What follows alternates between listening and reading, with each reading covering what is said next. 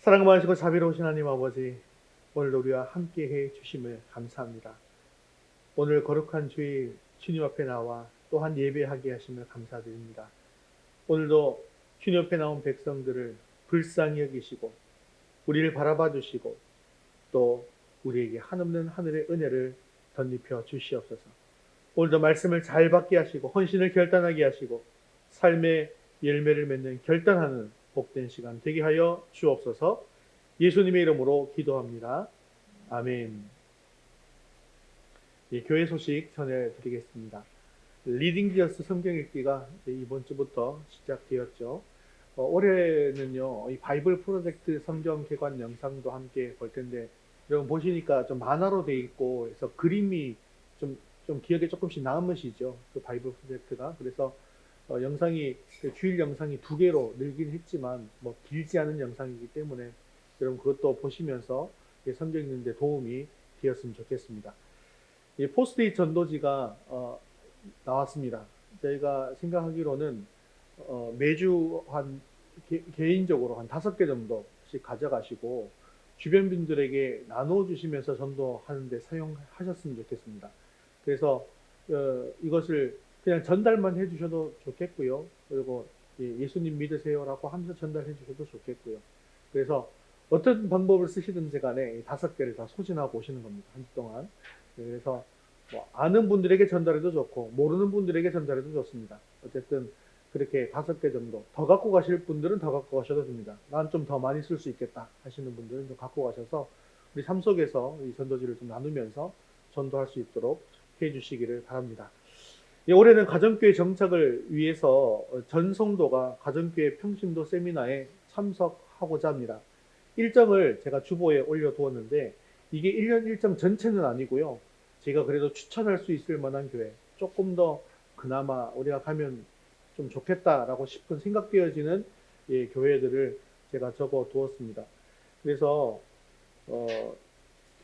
이 날짜에 한 분씩 가는 것보다는 가능하면 2분, 3분, 최대는 4분까지, 여기 천안 아산제일교회는 5분까지 갈 수 있잖아요. 어쨌든 많이 갈 수 있는 데는 또 많이 한꺼번에 좀 가시는 것도 또 괜찮을 수 있기 때문에, 그래서 여러분 한번 참석 가능한 날짜들을 확인해 보시고 좀 이야기를 나누었으면 좋겠습니다. 지금 판교 꿈꾸는 교회 같은 경우는 이번 주 토요일에 바로 접수가 시작이 되기 때문에요. 그래서 사실은 제가 판교 꿈꾸는 교회와 안양 은광교회 2군데를 추천을 드리고 싶기는 하거든요. 나머지 교회들도 다 좋은 교회들인데 일단 꿈꾸는 교회가 너무 가깝게 있기 때문에 좀 그것이 조금 어려움이 있습니다. 우리 서지훈 형제가 내일 군입대를 하게 됩니다. 군생을 하는 동안에 영육간에 더욱더 강건해져서 돌아올 수 있도록 기도 많이 해주시고, 지금 이 시간은 지훈 형제 환송하고 축복하는 시간 좀 가지도록 하겠습니다. 앞으로 좀 나오셔서.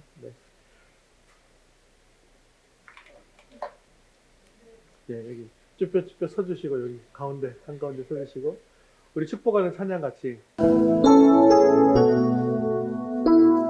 당신은 손을 하나님의, 지우는 하나님의, 당신은 하나님의 언약 안에 있는 축복의 통로, 당신을 통하여서 열방이 주께 돌아오게 되리. 당신은 하나님의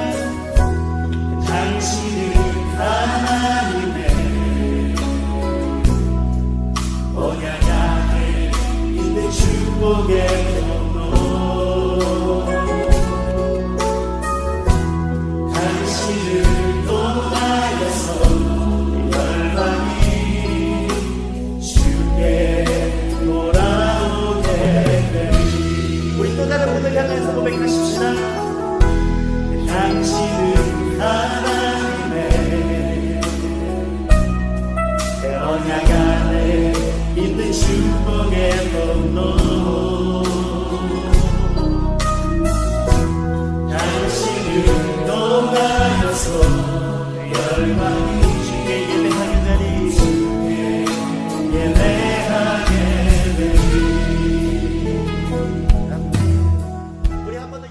지훈이가 내일 군대 가게 되는데요. 예, 우리 믿는 사람들은 군대에 보낼 때 파송을 한다고 합니다. 어떤 파송을 하냐면 선교사로 파송하는 겁니다. 군대 가면 예수 안 믿는 사람이 너무 많거든요. 복음 전할 수 있는 환경이 참 잘 돼 있습니다. 그래서 우리 지훈이가 우리 교회에서 배운 것처럼 삶으로 전도하고 또 입술로 전도하고 또 이렇게 해서 평신도 선교사로서의 사명도 잘 감당해서 영적인 군사로 잘 사명을 감당하고 돌아올 수 있도록 여러분 많이 기도해 주시기 바랍니다. 축복하면서 기도하겠습니다. 사랑하는 우리 지훈 형제를 예수 그리스도의 강한 군사로 불러주신 하나님 아버지, 우리 지훈이가 나라의 부름을 받아서 군에 입대하게 된 것을 감사드립니다. 건강한 몸으로 군에 갈 수 있게 된 것도 하나님의 축복임을 깨닫게 하시고 나라를 위하여는 대단히 영광스러운 일임을 알게 하옵소서.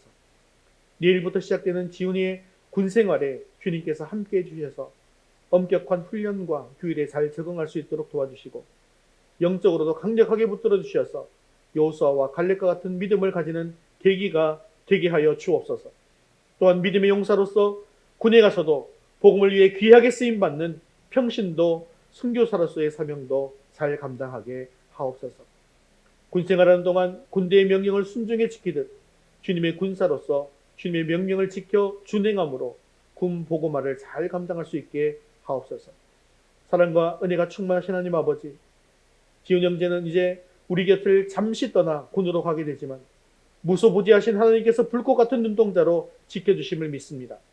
새로운 환경을 맞아 불안과 염려가 있겠지만 모든 염려를 주님께 맡김으로 주님의 평안이 그 가운데 가득하게 하옵소서.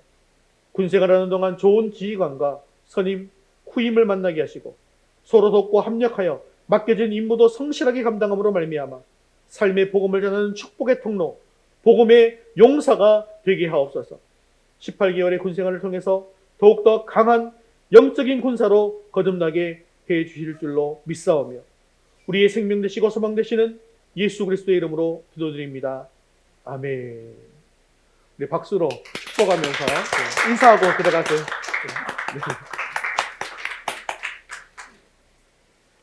네, 우리 같이 웨스터민스터 소율의 문답 제58문 함께 읽겠습니다. 제4계명에서 명하는 것이 무엇입니까? 제4계명이 명하는 것은 하나님이 자기의 말씀으로 명하신 일정한 날을 하나님께 거룩히 지키는 것입니다. 특별히 1회 중에 하루를 종일토록 하나님께 거룩한 안식일이 되게 하는 것입니다. 우리 2월 생명의 말씀 계속해서 읽겠습니다. 그리스도를 닮아감, 정직, 레위기 19장 11절 말씀. 너희는 도둑질하지 말며 속이지 말며 서로 거짓말하지 말며. 레위기 19장 11절 말씀. 아멘. 이제 우리의 시선을 하나님께로 올려드리겠습니다. 사도신경 하시겠습니다.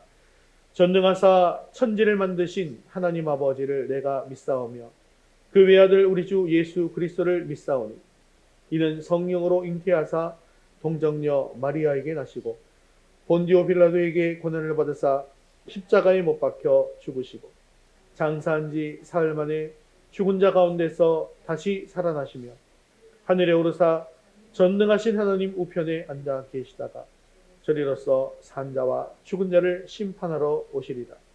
성령을 믿사오며 거룩한 공예와 성도가 서로 교통하는 것과 죄를 사하여 주시는 것과 몸이 다시 사는 것과 영원히 사는 것을 믿사옵나이다. 아멘. 오늘도 우리의 찬양과 영광을 받으신 하나님께 힘있게 찬양 드리겠습니다. 찬송가 91장 슬픈 마음 있는 사람 우리 박수하시면서 찬양하겠습니다. 그리고 소망 되신 주님, 우리 모두가 되신 주님을 함께 찬양합시다. 다시 슬픈 마음 있는 사람, 슬픈 마음 있는 사람, 예수 이름 믿으며 영원토록 변함없는 기쁨 받으세요. 그 마음 있는 사람 예수 이름 믿으며 영원토록 변함없는 기쁨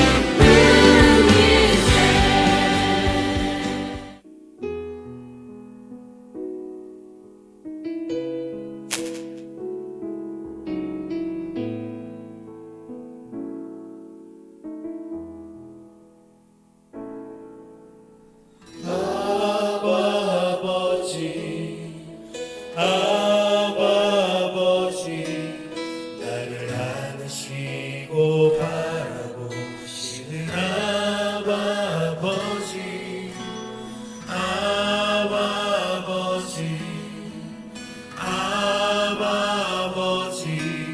나를 도우시고 힘주시는 아버지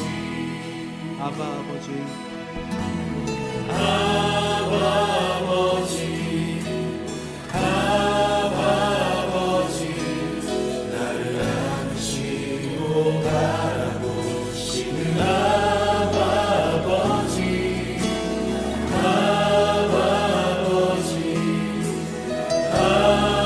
아버지 나를 도우시고 힘주시는 아버지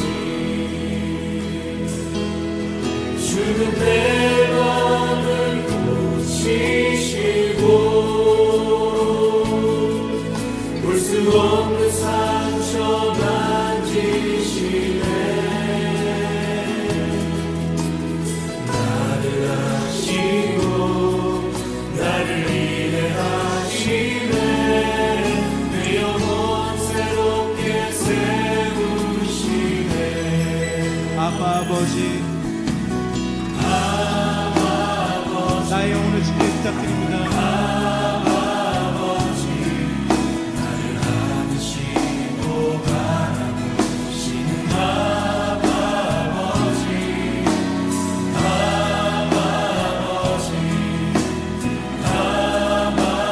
바라보시는 나를 도우시고 힘주시는 아버지 주는 내 맘을 고치시고 주는 내 맘을 고치시고 아멘. 볼 수 없는 상처 만지시네 나를 아시고 나를 이해하시네 내 영혼 새롭게 세우시네 주는 내 맘을 고치시고 주는 내 맘을 고치시고 볼 수 없는 상처 만지시네 너를 하시고 너를 이해하시네 내 영혼 새롭게 세우시네 주는 내 맘을 고치시고 볼 수 없는 상처 만지시네 나를 아시고 나를 이해하시네 내 영혼 새롭게 세우시네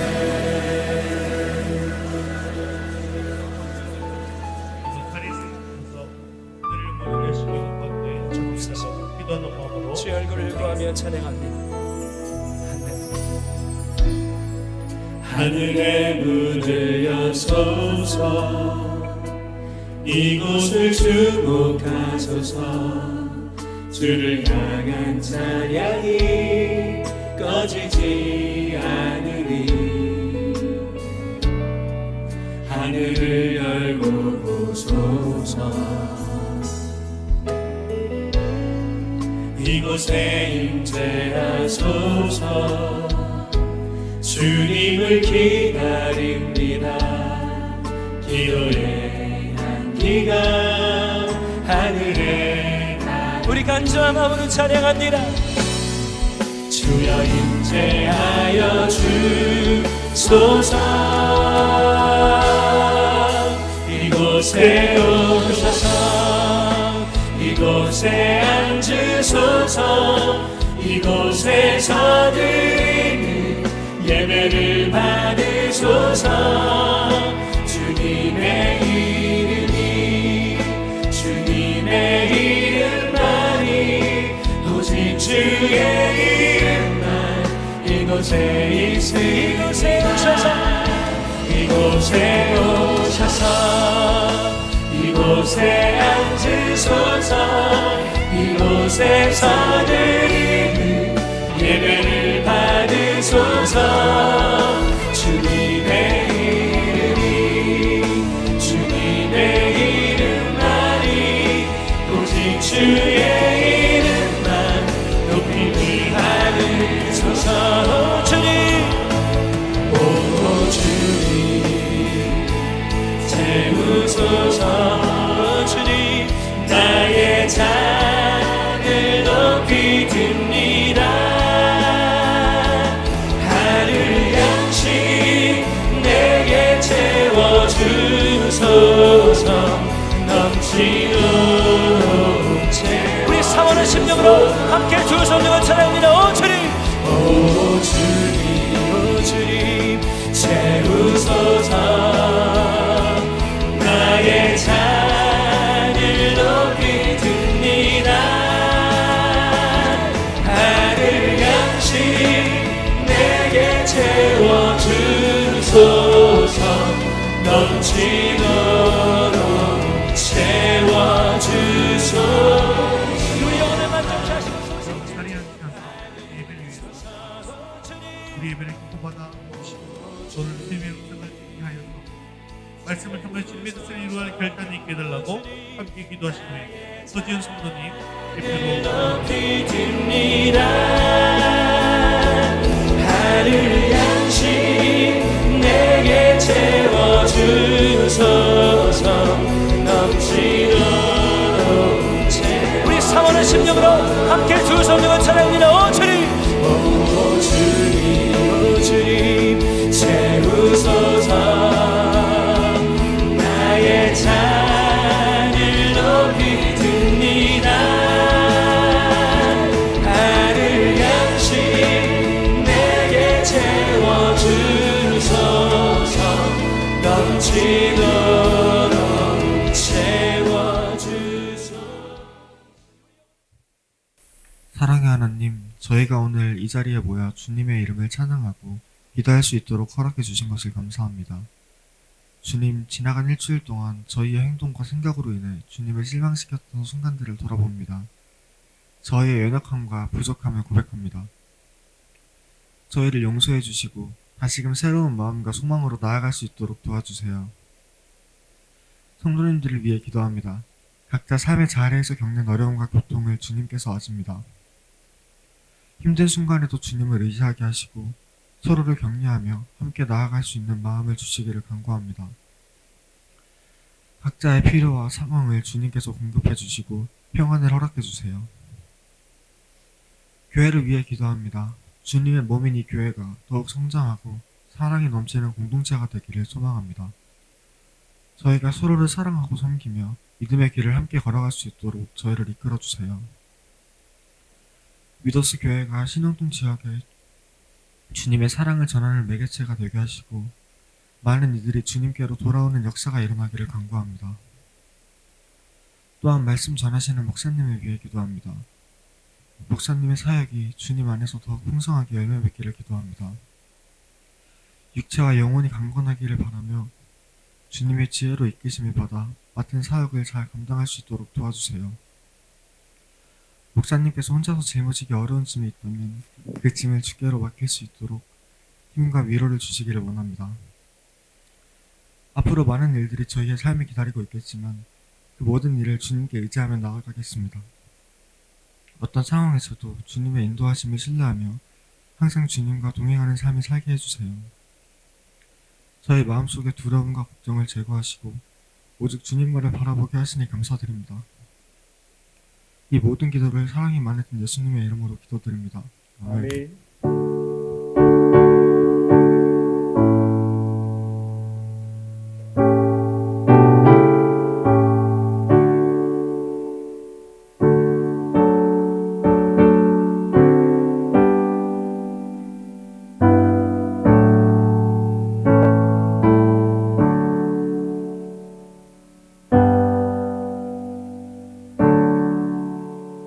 오늘 하나님 말씀은 창세기 3장 1절에서 15절까지 말씀입니다.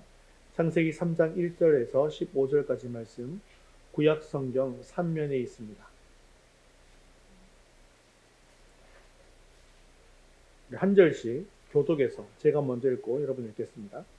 그런데 뱀은 여호와 하나님이 지으신 들짐승 중에 가장 강교하니라. 뱀이 여자에게 물어 이르되 하나님이 참으로 너희에게 동산 모든 나무의 열매를 먹지 말라 하시더냐? 여자가 뱀에게 말하되 동산 나무의 열매를 우리가 먹을 수 있으나 동산 중앙에 있는 나무의 열매는 하나님의 말씀에 너희는 먹지도 말고 만지지도 말라 너희가 죽을까 하노라 하셨느니라. 뱀이 여자에게 이르되 너희가 결코 죽지 아니하리라. 너희가 그것을 먹는 날에는 너희 눈이 밝아져 하나님과 같이 되어 선악을 알 줄 하나님이 아심이니라. 여자가 그 나무를 본즉 먹음직도 하고 보암직도 하고 지혜롭게 할 만큼 탐스럽기도 한 나무인지라. 여자가 그 열매를 따먹고 자기와 함께 있는 남편에게도 주매 그도 먹은지라. 이에 그들의 눈이 밝아져 자기들이 벗은 줄을 알고 무화과 나무 잎을 엮어 치마로 삼았더라. 그들이 그날 바람이 불 때 동산에 거니시는 여호와 하나님의 소리를 듣고 아담과 그의 아내가 여호와 하나님의 낯을 피하여 동산 나무 사이에 숨은지라. 여호와 하나님이 아담을 부르시며 그에게 이르시되 네가 어디 있느냐? 이르되 내가 동산에서 하나님의 소리를 듣고 내가 벗었으므로 두려워하여 숨었나이다. 이르시되 누가 너의 벗었음을 내게 알렸느냐? 내가 네게 먹지 말라 명한 그 나무 열매를 네가 먹었느냐? 아담이 이르되 하나님이 주셔서 나와 함께 있게 하신 여자 그가 그 나무 열매를 내게 주므로 내가 먹었나이다. 여호와 하나님이 여자에게 이르시되 네가 어찌하여 이렇게 하였느냐? 여자가 이르되 뱀이 나를 꿰므로 내가 먹었나이다. 여호와 하나님이 뱀에게 이르시되 네가 이렇게 하였으니 내가 모든 가축과 들의 모든 짐승보다 더욱 저주를 받아 배로 다니고 살아있는 동안 흙을 먹을지니라. 함께 읽겠습니다. 내가 너로 여자와 원수가 되게 하고 내 후손도 여자의 후손과 원수가 되게 하리니 여자의 후손은 내 머리를 상하게 할 것이요 너는 그의 발꿈치를 상하게 할 것이니라 하시고 아멘. 2020년 뉴욕에서는 일본의 유명한 사진 작가인 가와우치 린코의 사진 전시회가 있었습니다. 고독이라는 주제의 그런 사진전이었는데요. 이 작가는 부제를 붙여서 한 인간의 고독이다라고 했습니다. 사진의 내용은요, 사진이 없어서 여러분 상상하셔야 됩니다. 불이 꺼진 석유 난로가 있습니다. 그리고 새벽녘에 뿌옇게 창가를 찾아오는 냉기만이 감도는 그런 한 칸방에 한 노인이 흰 벽을 향하여서 담요를 뒤집어 쓰고 앙상한 모습으로 누워 있었습니다. 그리고 그 머리맡에는 전화기가 한 대 놓여 있습니다. 그런데요, 이 전화기가 바로 이 사진의 초점입니다. 아무도 찾아주지 않는 밀폐된 공간, 외부와 차단된 이 세계와의 연결인 이 가느다란 전화선이 외로이 이 노인을 지켜주고 있을 뿐입니다. 하루에 한 번씩 이 전화에 벨이 울립니다. 그 벨은 장의사의 전화입니다. 밤새 별일 없으셨습니까? 만일에 전화를 했는데 아무런 응답이 없다고 한다면 이 노인이 간밤에 별세한 줄 알고 앰뷸런스가 찾아오도록 조치가 되어져 있는 그런 전화였던 것입니다. 그의 죽음을 확인하려는 그 전화선 하나 외에는 외부 세계와 단절되어 있는 한 노인의 방, 죽음 앞에 서 있는 한 인간의 고독을 상징적으로 표현한 사진이었습니다. 여러분, 현대인은 고독하다라는 말을 많이 들어보셨습니까? 그래서 영국에서는요, 2018년에 외로움부라고 하는 정부 부처가 생겼다고 합니다. 그리고 일본도 2021년에 고독 문제를 다루는 장관을 지명해서 이 문제를 관리하고 있다고 합니다. 우리나라도 1인 가구, 2인 가구 비중을 조사해 보니까 한 65%가 된다고 합니다. 결국 국민 대다수가 혼자서 인생 노년의 생을 마감하게 된다라는 것을 이야기하는 것이죠. 또한 설문조사를 해보면 우리나라는 10명 중에 5명이 외로움을 느끼고 있다라고 대답했다고 합니다. 그만큼 현대인에게 있어서 이 고독의 문제는 아주 절실한 문제라고 할 수 있습니다. 그런데 지금 이 현대 이 세상의 사회에서 우리가 사람을 만나지 않는 것도 아닌데 왜 이렇게 고독한 것일까요? 왜냐하면 이 문제는 사람을 만난다고 해서 해결되는 문제가 아니기 때문입니다. 왜냐하면 우리가 체험하는 이 고독은 군중 속의 고독이기 때문이죠. 그리고 사실은 원천적인 고독이기 때문입니다. 고독은 누구나 겪는 그런 질병입니다. 그래서 이 질병을 이겨내기 위해서 여러모로 힘을 씁니다. 어떤 분은 이것을 이겨내기 위해서 열심히 일에 몰두합니다. 또 어떤 분은 술에 빠져보기도 합니다.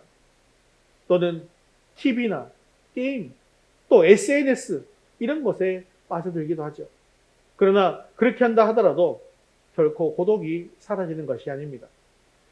고독의 문제를 해결하기 위해서는 우리가 고독해진 이유가 무엇인가에 대해서 찾아보아야 하는데요.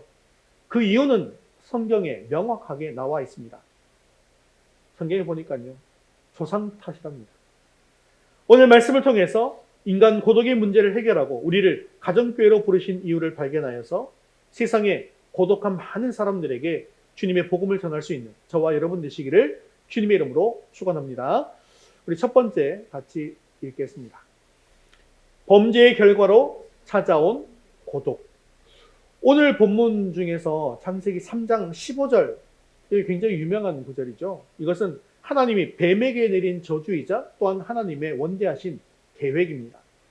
자, 뱀은 사탄이죠. 하나님께서는 사탄과 인류와의 전쟁을 전제하시면서 여자의 자손, 즉 예수님과 사탄과의 사이에서 벌어질 무서운 싸움을 설명하고 계시는 겁니다.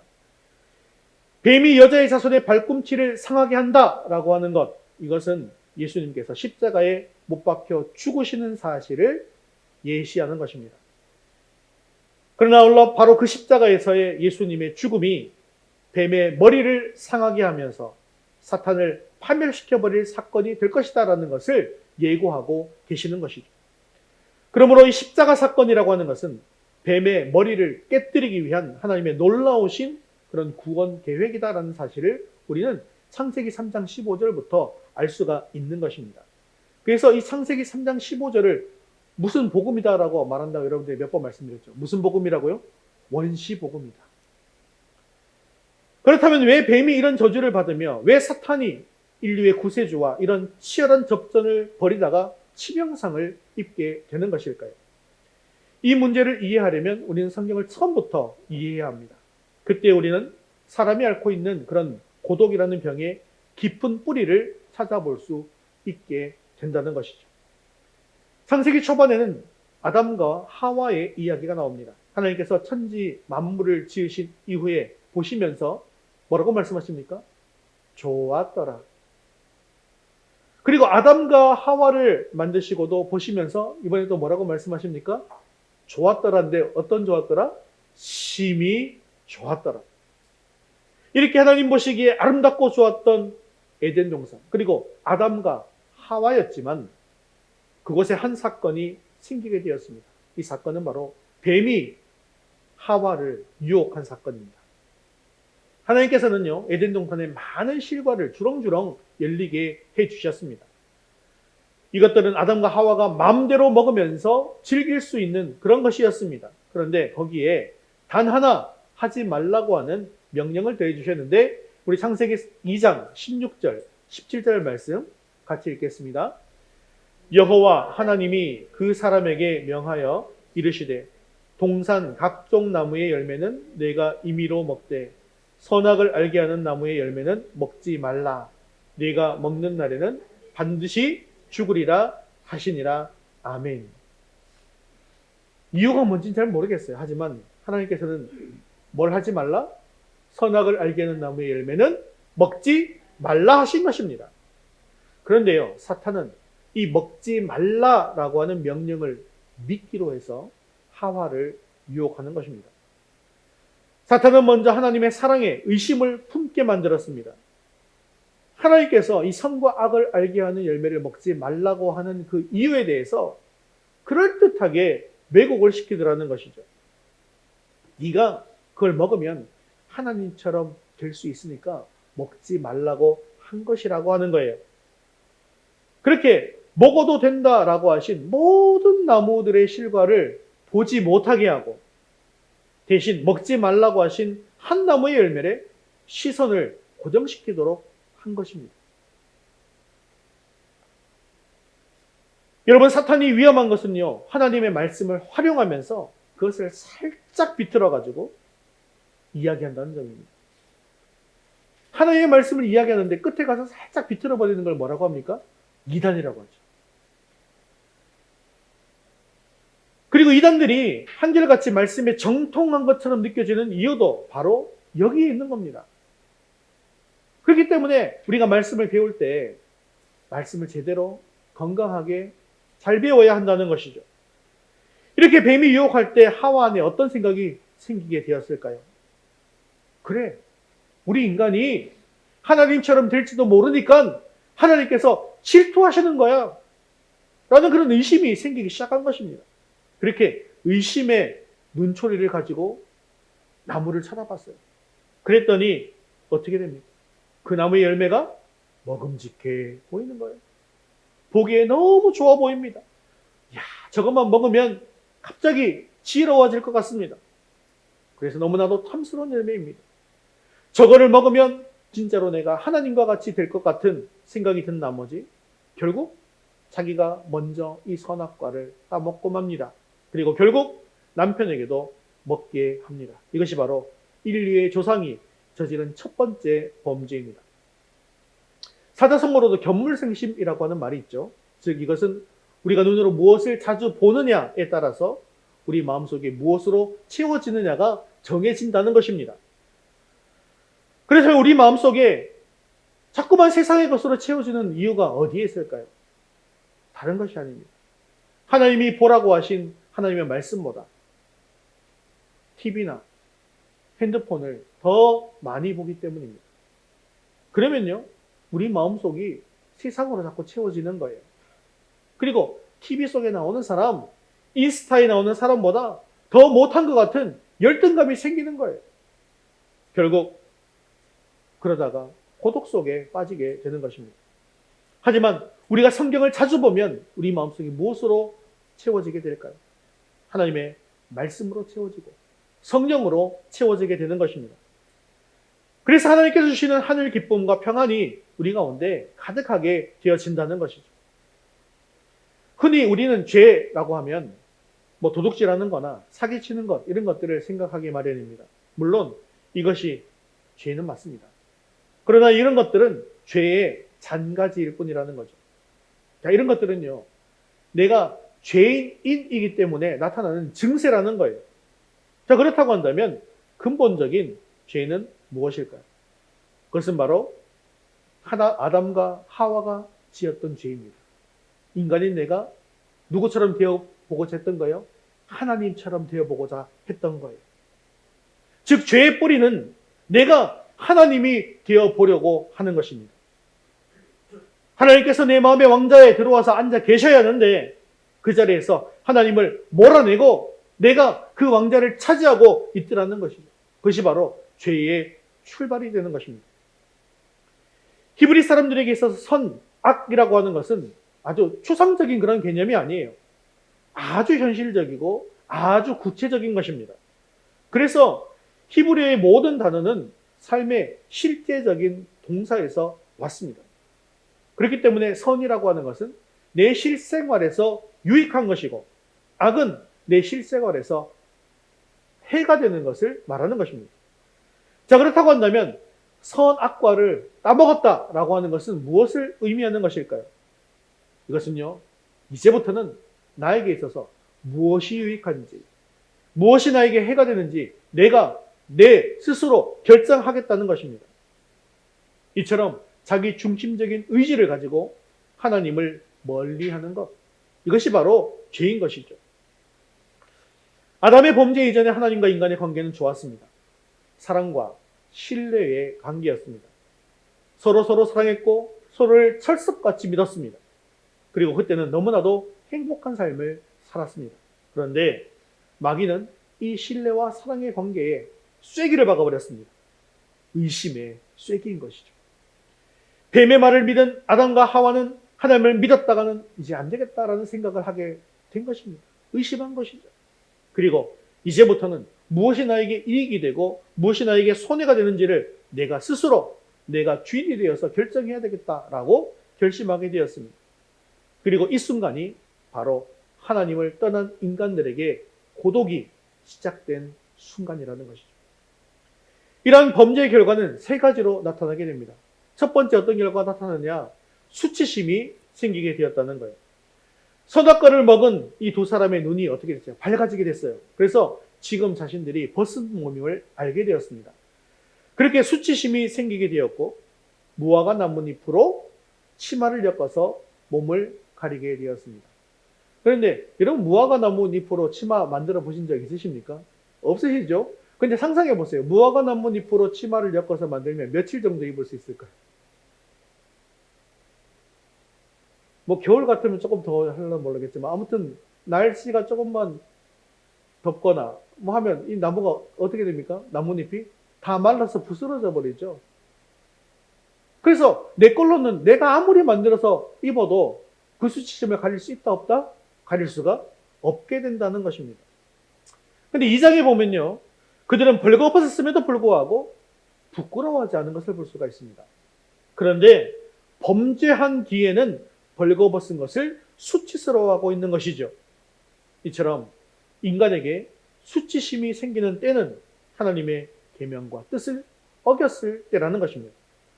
즉 선하고 아름답게 만들어 주셨을 때에는 자신을 있는 그대로 받아들일 수가 있는 거예요. 수치심이 없는 거죠. 그런데 죄를 짓게 되면 자신의 모습을 그대로 받아들일 수 없게 된다는 것입니다. 그리고 그 죄로 인해서 인간의 영혼과 육체는 수치심 속에서 고통하면서 신음하게 되었다는 것입니다. 또한 범죄의 결과로 생기는 두 번째 결과는 두려움이라는 것입니다. 8절에 보면 그날 바람이 불 때 동산에 거니시는 여호와 하나님의 소리를 듣게 되었습니다. 그런데요, 이들은 갑자기 이상한 행동을 합니다. 범죄 이전에는요, 하나님 만나는 것이 너무나도 기쁘고 즐겁고 행복했어요. 그런데 그들이 어떻게 변해버렸을까요? 우리 8절, 10절 말씀 같이 읽겠습니다. 그들이 그날 바람이 불 때 동산에 거니시는 여호와 하나님의 소리를 듣고 아담과 그의 아내가 여호와 하나님의 낯을 피하여 동산 나무 사이에 숨은지라 두려워하여 숨었나이다. 그들은 이제 하나님을 피해서 숨어버린 것입니다. 여러분 사극 드라마를 보면 범죄자가 도망갈 때 늘 포졸들이 외치는 소리가 있습니다. 뭐라 그럽니까? 막 쫓아가면서 방망이 휘두르면서 뭐라 그래요? 개섞어라! 이럽니다. 그러면 도망가던 도둑놈이 갑자기 탁 서든가요? 안 서죠? 개섞어라 아무리 해도 계속해서 도망갑니다. 끝까지 도망가서 숨습니다. 왜 그렇습니까? 잡히게 되면 벌을 받고 감옥에 갇히는 신세가 될 것이 두려워서 숨는 것입니다. 이처럼 죄 가운데 거하게 되어지면 두려움이 생기게 되어진다는 것이죠.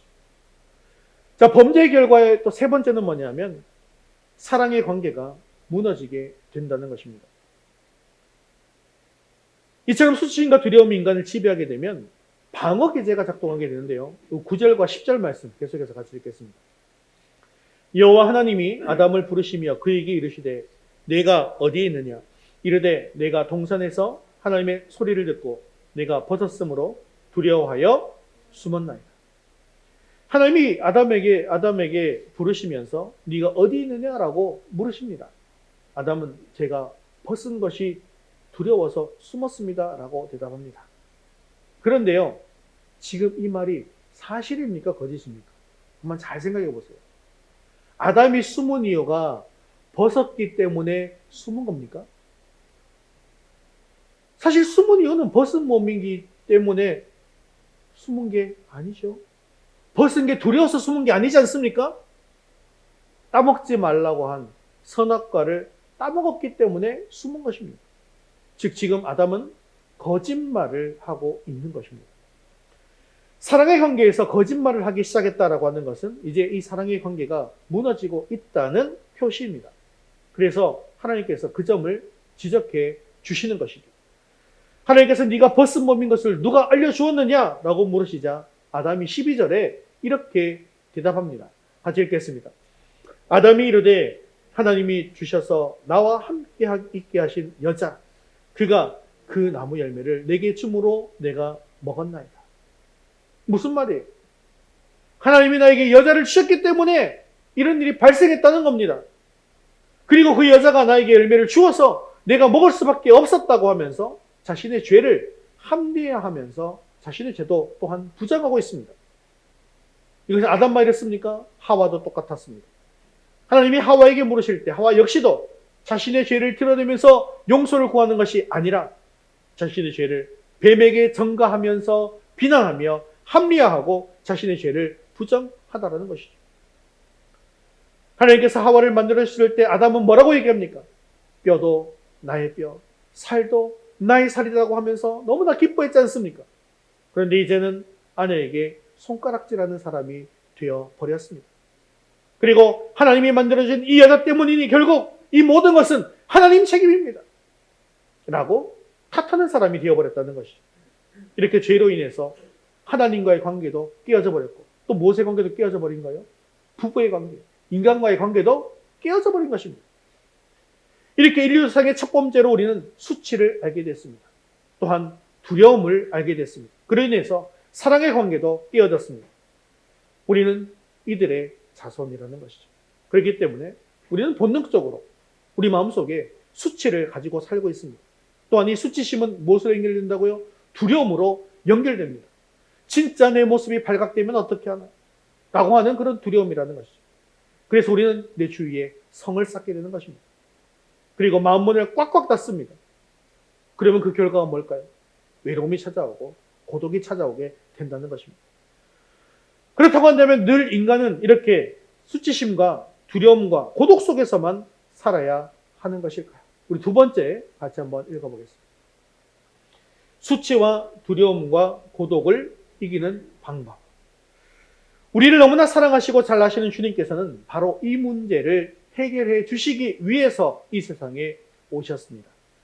하나님께서는 인간의 고독이 수치와 두려움의 결과라는 것을 아시고 예수님을 세상에 보내신 것이죠. 그리고 예수님은 세상을 살면서 한 번도 수치를 느낄 필요가 없는 그런 완벽한 삶을 사셨습니다. 이렇게 완전한 삶을 사신 예수님이시지만요. 예수님의 죽음은 어떻습니까? 수치 그 자체 아니겠습니까? 십자가라고 하는 것은요. 그런 단순한 그런 사용도구가 아닙니다. 노예나 당하는 그런 아주 수치스러운 처형 방법인 것이죠. 이것이 바로 뱀이 여자의 자손의 발꿈치를 상하게 한 사건입니다. 수치를 느끼실 필요가 전혀 없는 분이 왜 가장 수치스러운 죽음을 당하신 것일까요? 그것은요, 우리 인간의 수치를 완전히 제거해 주시기 위해서였다는 것입니다. 완전한 삶을 사신 예수님이 십자가에서 처형을 당하신 것은 우리가 하나님한테 받아야 될 벌을 대신 받기 위해서였다는 것이죠. 그러나 예수님은 우리의 죄를 대신해서 죽으신 것으로 끝나지 않으시고 죽으신 지 사흘 만에 부활하셨습니다. 그리고 이 부활의 사건은 무엇입니까? 아까 우리가 살펴본 원시복음에서 여자의 자손이 뱀의 머리를 상하게 한 예언이 성취되는 그런 사건이 되는 것입니다. 여자의 자손, 생명의 주인이신 예수님이 죄와 죽음의 세력인 사탄을 완전히 이긴 승리의 사건인 것이죠. 하나님께서는 이제 무화과나무 잎으로 만들어주신 옷을 벗겨주시고 무슨 옷을 지어 입혀주십니까? 가죽 옷을 지어 입혀주십니다. 이것이 바로 이 예수님의 이 십자가 사건을 또한 예표하면서 내가 이 수치를 가리기 위해서 무화과나무 잎으로 아무리 노력해봐도 안 되던 것이 이제 내 수치를 모두 제거해 주신 예수 그리스도를 믿기만 하면 가죽 옷을 입은 것처럼 이 수치심이 다 제거되게 되어진다라는 것을 계시해 주신 것입니다. 그러므로 누구든지 예수님을 영접해서 믿기만 하면 죄를 깨끗이 용서받을 수가 있는 것입니다. 여러분 구약시대의 제사를 한번 생각해 보십시오. 제사장이 되었건 대제사장이 되었건 하나님의 성소 안에 들어갈 때 또한 대제사장이 지성소 안에 들어갈 때 기쁘고 즐거운 마음으로 들어갔을까요? 두려운 마음으로 들어갔을까요? 기쁘고 즐거운 마음이에요? 두려운 마음이에요? 두려운 마음입니다. 왜냐? 왜 그렇습니까? 지성소에 들어갔을 때 내 속에 뭐가 있으면, 죄가 그대로 남아있으면, 원래 제사를 지내가지고 앞에서 번제단에서 다 해서 죄를 다 태우고 들어와야 되는데, 그걸 잘 못 태우고 죄가 남아있는 상태로 들어가면 어떻게 되는 거예요? 죽는 거예요. 죽는 거예요. 그러니까 하나님 앞에 나아갈 때 두려움을 가지고 나갈 수밖에 없었다는 것이죠. 그런데요, 우리는 예수님을 믿기만 하면 번제단에서 이 어린 양을 태워서 죄를 없앤 것처럼 우리의 모든 죄를 깨끗하게 다 태워 없애버리고 깨끗이 용서받을 수 있는 길이 열린 것이며, 또한 여전히 나는 죄인임에도 불구하고 하나님께서 우리를 의롭다고 인정해 주시는 것입니다. 바로 이것을 칭의라고 한다고 말씀드렸죠. 예전에는 수치심 때문에 두려워서 하나님 앞에 설 수조차 없었습니다. 하지만 예수님의 십자가와 부활로 인해서 우리의 수치심과 두려움은 제거되게 된 거예요. 그래서 이제는 담대하게 하나님 앞에 설 수 있게 된 것입니다.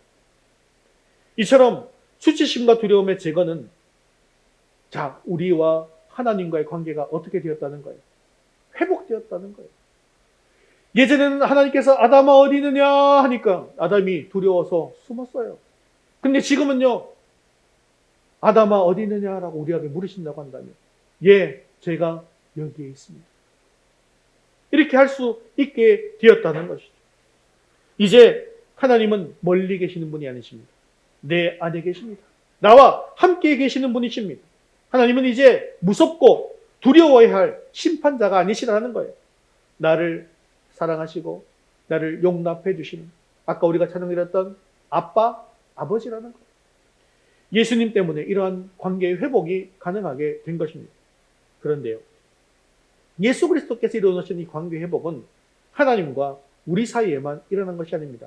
그때 사랑의 관계가 깨질 때 하나님과의 관계도 깨졌지만 또 무엇의 관계도 깨졌다고요? 부부의 관계도 깨졌다 했잖아요. 인간관계 속에서도 이 사랑이 깨어진다라는 거예요. 그렇기 때문에 우리와 이웃과의 관계에서도 회복이 일어나게 된 것입니다. 그리고 이 이웃과의 관계 회복은요, 사랑의 공동체 형태로 나타나게 되어지는 겁니다. 요한복음 17장은 예수님께서 최후의 만찬을 마치시고 십자가에 달리시기 위해서 겟세마네 동산에 가시기 전에 제자들을 위해서 마지막으로 하신 기도입니다. 이제는 마지막으로 보게 될 제자들을 위한 기도입니다. 그렇기 때문에 이 기도는 굉장히 중요한 기도라고 할 수 있겠죠. 요한복음 17장 11절, 17절 우리 예수님의 기도를 같이 한번 읽어보겠습니다. 거룩하신 아버지여, 내게 주신 아버지의 이름으로 그들을 보전하사 우리와 같이 그들도 하나가 되게 하옵소서. 아버지여, 아버지께서 내 안에, 내가 아버지 안에 있는 것 같이 그들도 다 하나가 되어 우리 안에 있게 하사 세상으로 아버지께서 나를 보내신 것을 믿게 하옵소서. 아멘. 주님께서는 삼위일체 하나님께서 하나인 것처럼 제자들도 하나가 되기를 기도하신 것입니다. 그리고 성도들이 하나 되게 하면 어떤 결과가 있게 한다고요? 세상으로 아버지께서 나를 보내신 것을 믿게 된다는 것입니다. 예수님의 기도를 들어보면 예수님은 하나님이 보내신 분이시다라는 복음을 이 세상에 알리는 방법이 뭐라는 거예요? 바로 우리가 하나가 되는 것입니다. 즉 예수님이 십자가에 죽으시기 직전에 드린 기도의 목적은 바로 제자들이 하나의 공동체를 이루는 것이죠. 그리고 주님 안에서 이 사랑의 공동체를 이루어갈 때 무엇이 사라진다는 거예요? 수치심과 두려움이 사라지고 또 고독이 사라지게 된다는 거예요. 그리고 주님의 사랑을 온 세상에 전할 수 있게 되어지는 것입니다. 우리 세 번째 같이 한번 읽겠습니다. 사랑의 교회 공동체인 가정교회 목장. 자, 이러한 사랑의 교회 공동체를 이룰 수 있는 것이 바로 가정교회입니다. 가정교회 안에서 진정한 사랑을 나누다 보면 가정교회 목장이 그 어느보다 따뜻한 장소로 만들어지게 될 것입니다. 마음 놓고 웃을 수 있고 또 즐길 수 있게 될 것입니다. 그러나 우리가 여기에서 그친다면 가정교회는 실패하게 됩니다. 왜냐하면 주님께서 원하시는 공동체가 되기 위해서는요, 내가 지금까지 쌓아놓았던 그런 성벽들, 겹겹이 쌓아놓았던 그 여리고성 같은 그런 벽을요, 제거해야만 하기 때문이죠. 안전하게 다치지 않을 얘기만 골라서 하게 되면 참된 사귐이 일어나지 않기 때문입니다. 마음과 마음이 만나는 그런 공동체를 만들기 위해서는 내 앞에 쌓여있는 그런 성벽을 허물어야 합니다. 이것을 허물지 않는 한 우리는 고독합니다. 그러면 우리가 어떻게 해야 할까요? 내가 먼저 하는 거예요. 내가 먼저 벽을 허물고 또 상대방도 자기의 벽을 허물면서 서로 벽이 없어지게 하는 것입니다. 벽을 허물기 위해서 해야 하는 방법이 무엇이 있을까요? 아까도 말씀드렸죠. 인간의 범죄 때문에 찾아온 것이 무엇이라고요? 첫 번째는 수치심, 두 번째는 두려움. 이 수치심과 두려움을 내어놓지 않고 또 숨어버리면요, 고독해지고 만나는 거예요. 그렇기 때문에 목장 안에서 나의 수치심, 나의 두려움을 내어놓아야 한다는 거예요. 그런데 내어놓는 것보다 더 중요한 것이 있습니다. 그것은 듣는 사람들의 반응이라는 거예요. 어떤 사람이요, 자신을 너무 어렵게 이렇게 조금 열어 보였어요. 그런데 그것을 콕 찔러버리면 안 된다는 겁니다. 그러면 어떻게 될까요?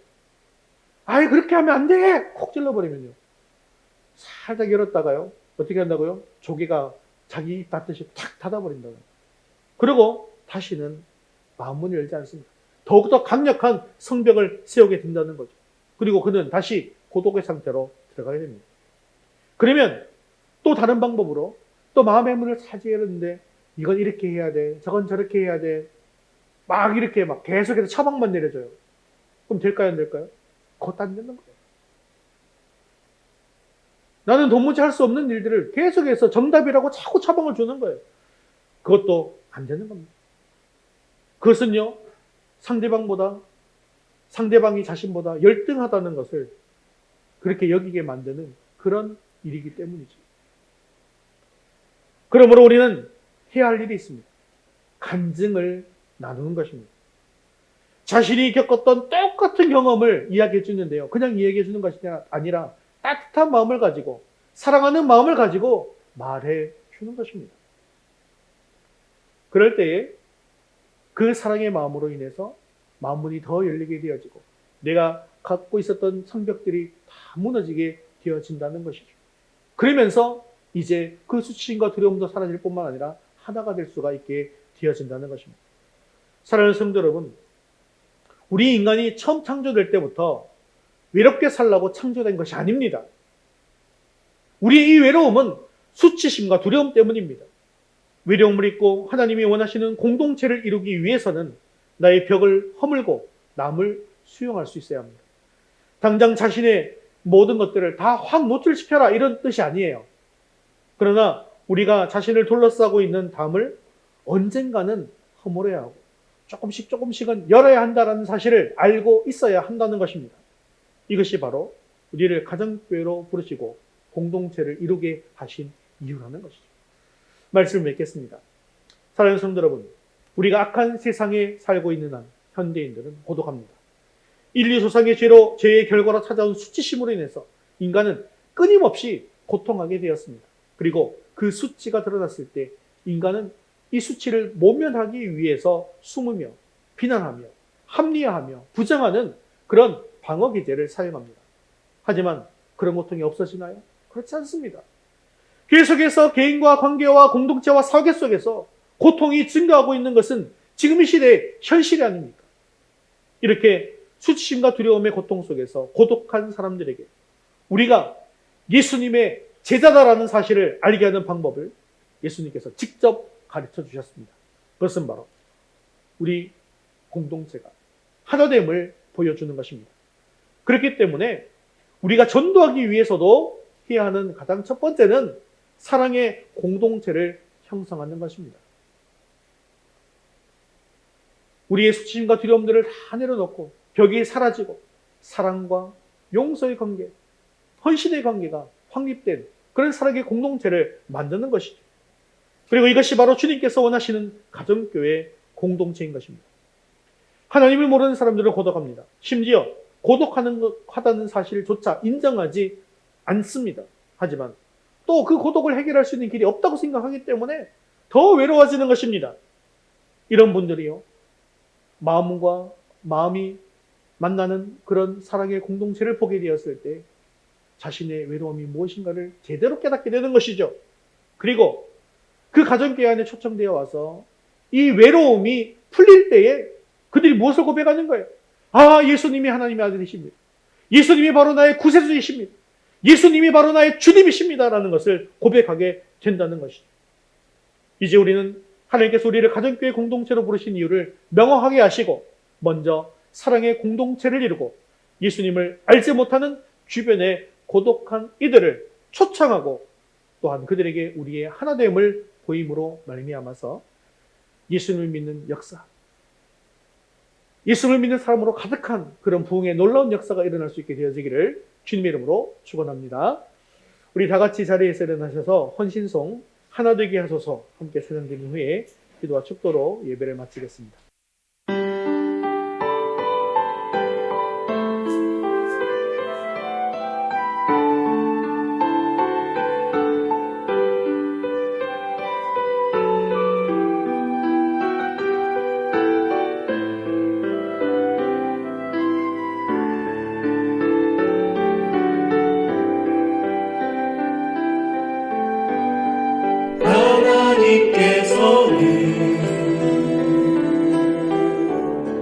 우리의 만남을 계획해 놓으셨네. 우리 하나 되어 어디든 가리라. 주 위에 서라면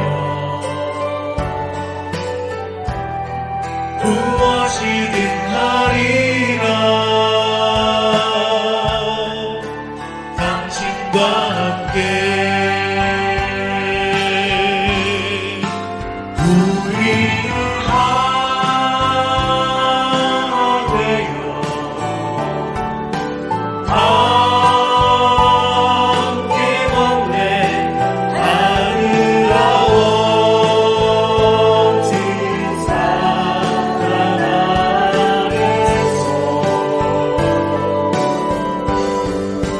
우리는 기다리며 기도하네. 우리의 삶에 사랑 넘치도록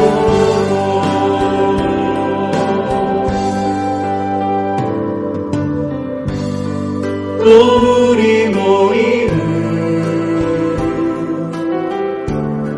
주님만 따르니 반란이 올지라도 주 함께 하시니 또 우리 마음에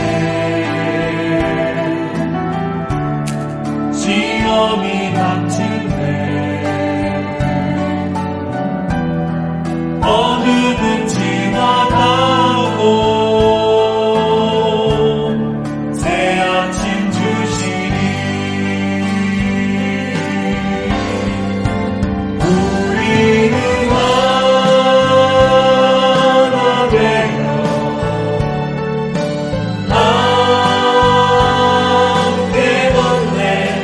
하늘아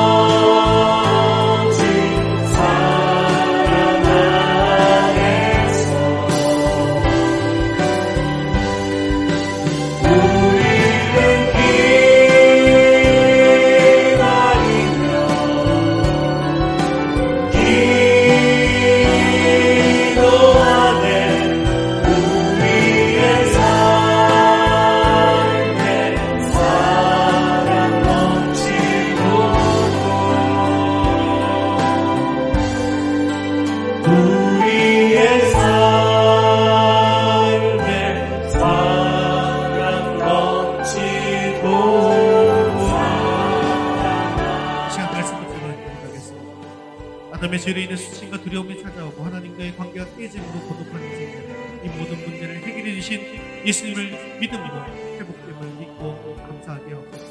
가정계 목장을 통해 나의 수치와 두려움을 내어놓음으로 나의 벽을 허물 때 그를 수용하고 사랑함으로 주님께서 원하시는 사랑의 공동체가 만들어지게 하옵소서. 목장이 사랑의 공동체가 되어서 예수님을 알지 못하는 주변의 고독한 이들에게 이들을 초청하고 그들에게 우리 하나님을 보임으로 예수님을 믿는 역사가 일어나게 해달라고 오늘 말씀드립니다. 함께 걷네 하늘 아버지 사랑 안에서 우리는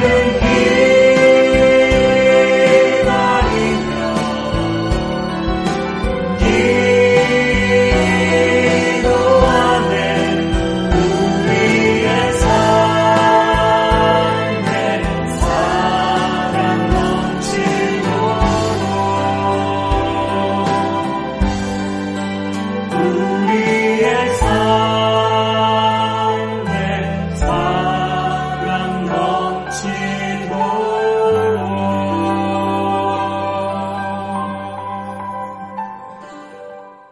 사랑 많으신 하나님 아버지, 오늘도 말씀에 은혜 주심을 감사합니다. 아담의 죄로 인해 수치심과 두려움이 찾아오고 하나님과의 관계가 깨어짐으로 고독한 인생이었지만 예수 안에서 예수님의 십자가의 승리, 부활의 승리 안에서 우리의 고독의 문제, 수치심과 두려움의 문제를 해결해 주시니 감사드립니다. 이 모든 문제를 해결해 주신 예수님을 믿음으로 회복됨을 믿고 감사하게 하옵소서. 가정교회 목장을 통하여 나의 수치와 두려움을 내어놓음으로 나의 벽을 허물 때 그를 수용하고 사랑함으로 주님께서 원하시는 사랑의 공동체가 만들어지게 하옵소서. 삼위일체 하나님의 하나임과 같이 우리도 하나 되게 하여 주옵소서. 사랑의 공동체로 마음과 마음이 만나는 공동체로 하나 되게 하옵소서. 목장이 사랑의 공동체가 되어서 예수님을 알지 못하는 주변의 고독한 이들을 초청하게 하시고 그러므로 말미암아 그들에게 우리의 하나님을 보임으로 예수님을 믿는 놀라운 역사가 일어나게 하옵소서. 사랑이 많으시고 자비로우신 하나님 아버지, 우리 모든 성도들이 하나님께 주신 말씀을 영의 양식으로 여기며 매일매일 읽을 때에 하나님의 뜻을 발견하고 준행함으로 하늘의 복을 누리게 하옵소서. 영적으로 육신적으로 어려움을 겪고 있는 성도들도 있습니다. 그들을 불쌍히 여겨 주셔서 예수 그리스도의 이름으로 깨끗하게 치료해 주시고 하나님께 주시는 참 평안을 경험하게 하옵소서. 우리 자녀들을 하나님께서 늘 인도해 주셔서 하나님께서 이끌으시는 복된 길을 걸어가게 하여 주시옵시고 특히 주님 품을 떠나 있는 자녀들을 어루만져 주셔서 다시 주님 품 안에 돌아오게 하여 주옵소서. 이제 군문에 들어가게 되는 지훈이를 주님께서 눈동자와 같이 지켜주셔서 나라를 잘 지키고 신앙도 잘 지키고 돌아올 수 있도록 축복하여 주옵소서. 우리의 생명 되시고 소망 되시는 예수 그리스도의 이름으로 기도합니다. 아멘. 이제는 우리 주 예수 그리스도의 은혜와 하나님 아버지의 크신 사랑하심과 성령님의 위로 교통하심이 사랑으로 하나 된 공동체를 이루어 세상에 복음을 전하기 원하는 사랑하는 성도들 위해 이제부터 영원까지 함께 있을지어다. 아멘.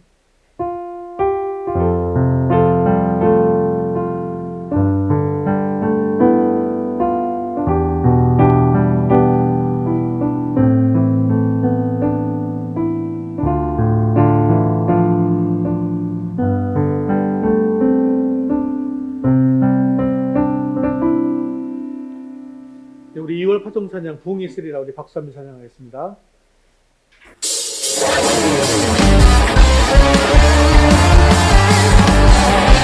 여러분 계속해서 우리 주님을 찬양합시다. 부흥이 있으리라. 부흥이 있으리라 이 땅에. 아멘.